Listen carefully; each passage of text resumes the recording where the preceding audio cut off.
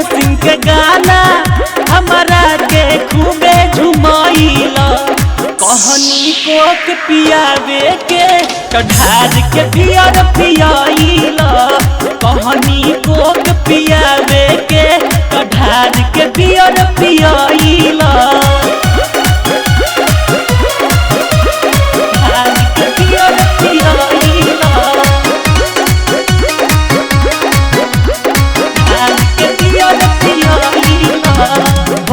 के जोश में होश गवैनी जब कैला ससुर त मदहोश भैनी।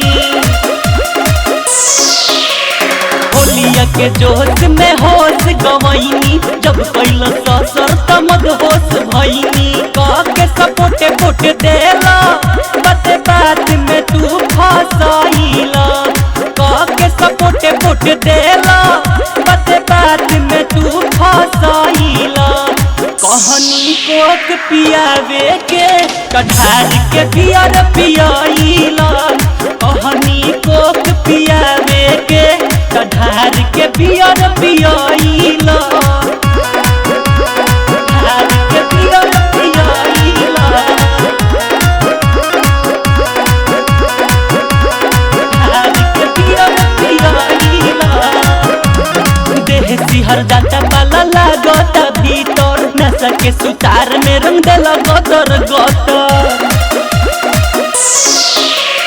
देह सिहर जाता पाला लागता भीतर नशा के सुतार में रंग देला गदर गदर। हमरा ही कृष्णा मुना के बतिया में पड़ गइला।